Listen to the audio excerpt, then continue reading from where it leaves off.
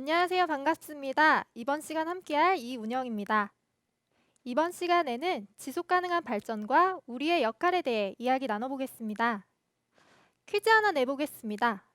여기 보이는 그룹들의 공통점은 무엇일까요? 정답은 모두 2015년에 데뷔했다는 점입니다. 2015년은 5년 전이라 잘 생각이 나지 않나요? 그럼 질문을 바꿔볼게요. 1년 전과 비교했을 때 지금 여러분들의 삶은 어떻게 바뀌었나요? 가장 많이 코로나 바이러스 때문에 일상이 크게 바뀌었다 대답할 것 같네요.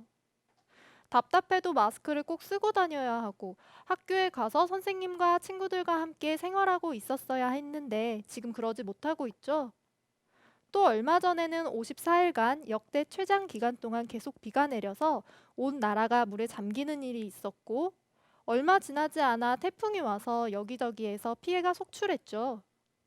또 저 같은 경우엔 등산을 좋아하는데 산에 매미나방 애벌레가 너무 많아서 애벌레 비가 내릴 정도였기 때문에 산에 갈 수도 없었어요. 지난 겨울이 너무 따뜻했던 이상 기후가 생겨 나방알이 죽지 않고 엄청 많이 살아남았기 때문이라고 하네요. 만약 지금 같은 상황이 계속된다면 어떨까요? 너무 싫죠? 절대 안 되겠죠? 그래서 나오게 된 것이 지속 가능한 발전입니다. 지속 가능한 발전이란 경제, 사회, 환경을 고려해서 자원을 공평하게 나눠 쓰고 현재와 우리의 미래 세대들을 위한 발전을 이루는 것을 말합니다. 전 세계는 지속 가능한 발전을 위해 함께 노력하고 있습니다. 그렇다면 이런 지속 가능한 발전은 어떻게 시작된 걸까요? 18세기부터 1950년대까지 1차, 2차에 걸친 산업혁명으로 세계 여러 나라들이 경제 발전을 이루게 되었어요. 하지만 이와 함께 전쟁, 환경오염, 기근 등의 문제도 발생하게 되었죠. 그래서 1960년부터 1980년에 세계 각지의 사람들이 이러한 문제를 인식하게 되었고, 이대로 가면 미래가 없다고 걱정의 목소리를 내었습니다. 이러한 사람들의 인식을 계기로 1992년 브라질의 리우데자네이루에서 각국 대표들과 환경운동가, 과학자들이 모여 처음으로 지속 가능한 발전에 대해 논의하게 되었습니다. 그리고 그 후 2000년 밀레니엄을 맞이하여 모든 세계가 잘 살 수 있도록 하자, 세계 빈곤을 절반으로 줄이자라는 새천년 발전 목표를 수립하여 2015년까지 이행하기로 합니다. 결과는 어땠을까요? 새천년 발전 목표처럼 세계 빈곤이 절반 이상 줄어든 결과를 얻었습니다. 하지만 이 발전 목표에는 경제적인 측면만 고려했을 뿐 소외된 사회와 환경에 대한 고려가 빠져 있었어요. 그래서 새천년 발전 목표가 끝나는 2015년에 그동안의 목표 달성 수준에 대해 논하며 향후 15년간 사회, 환경, 경제를 망라한 새로운 계획을 수립하게 됩니다. 그것이 바로 지속 가능한 발전, Sustainable Development입니다. 이 지속 가능한 발전에는 앞선 새천년 발전 목표 8개보다 더 많은 17개의 목표를 수립하였습니다. 이 17가지 목표의 핵심은 모든 사람이 평등하고 행복한 삶을 누릴 수 있도록 노력하고 현재와 미래 세대를 위한 환경을 고려하면서 발전을 이루기 위한 전 세계의 약속이라는 것을 기억하는 것이 중요해요. 그럼 이런 약속을 지키기 위해 우리나라와 사회는 어떤 노력을 하고 있을까요? 우리나라는 경제, 사회, 환경을 고려한 지속 가능한 발전을 이루기 위해 국내외에서 노력하고 있어요. 에너지와 농업은 경제 성장과 빈곤 해소를 위해 굉장히 중요합니다. 그래서 우리나라는 에너지 인프라 개선 사업, 농어촌 생활 여건 개선 및 역량 강화를 위해 도움이 필요한 곳에 원조 사업을 진행하고 있습니다. 또한 우리나라의 민주주의 발전 경험과 정보 산업 분야 발전의 경험을 개발도상국과 공유함으로써 건전한 공공제도 구축을 위해 힘쓰고 있습니다. 뿐만 아니라 개발도상국의 경제 성장과 빈곤 퇴치를 위해 인적 자원 개발을 지원하고 있으며 의료보건 지원을 통해 사망률 감소 및 전염병 퇴치에 기여하고 있습니다. 그리고 기후변화나 오존층 파괴와 같은 환경 문제는 전 세계적으로 영향을 미치기 때문에 국제적으로 합의하여 이에 대처할 수 있는 역량을 높이기 위해 노력하고 있습니다.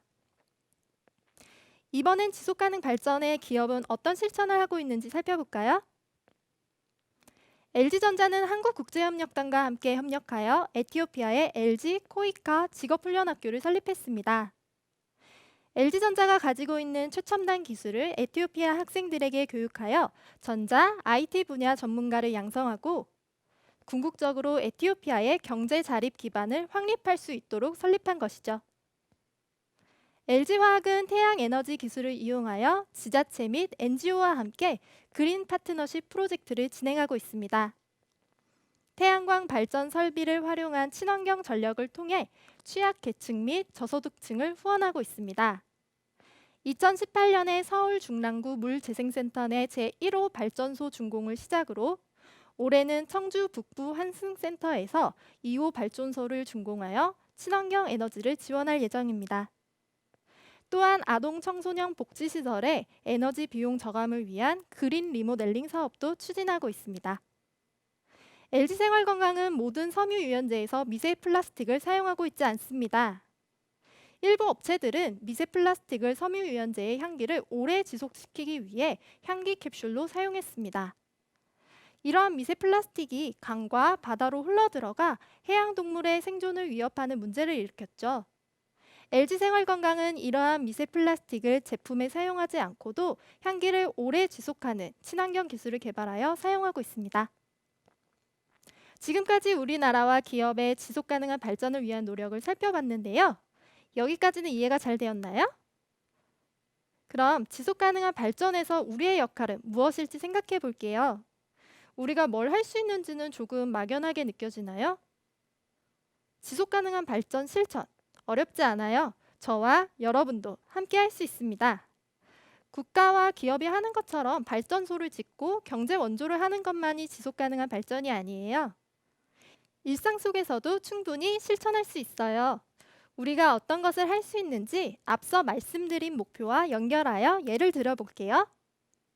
봉사활동에 참여하여 주변의 어려운 이웃을 돕는 것도 빈곤 종식과 불평등 완화를 위한 지속가능한 개발 실천입니다. 그리고 지구촌의 배고픔으로 고통받고 있는 친구들을 이해하기 위해 기아체험에 참여하는 것도 지속가능한 개발 실천입니다. 제가 여러분 또래였을 때는 TV에서 기아체험 24시라는 프로를 매년 방영했었는데요. 눈물을 줄줄 흘리면서 기아체험을 하던 기억이 나네요. 여러분의 몸과 마음의 건강, 그리고 환경을 생각하며 음식을 골고루 남김없이 먹고 운동하는 것도 하나의 실천 방법입니다. 여자 군인, 남자 간호사가 아닌 그냥 군인, 간호사는 남녀 누구든 할 수 있다는 평등한 생각을 갖는 것도 지속가능한 발전의 실천입니다. 그리고 안 쓰는 코드를 뽑고 에너지 소비 효율이 좋은 제품을 사용하여 에너지를 절약하고 자원의 순환을 이해하고 재활용, 재사용, 재활용에 적극 참여하는 것. 바닷가에 놀러가서 쓰레기를 치우는 활동도 지속가능한 발전의 실천이죠. 친구들을 따돌리지 않고 욕하지 않고 사이좋게 지내는 것도 평화를 지키는 지속가능한 발전에 동참하는 겁니다. 오늘 지속가능한 발전의 개념에 대해 알아보고 지속가능한 발전이 논의되게 된 배경, 우리나라와 사회의 실천, 그리고 여러분들의 실천 방법에 대해 살펴봤어요. 이미 여러분들은 지속가능한 발전에 어느 정도 기여하고 있다는 것을 알게 되었을 거예요. 오늘 저와 함께한 시간이 지속가능한 발전에 대해 좀 더 이해할 수 있는 시간이었기를 바랍니다. 지금까지 지속가능한 발전과 우리의 역할 강의의 이훈영이었습니다. 함께해 주신 여러분 감사합니다. 안녕!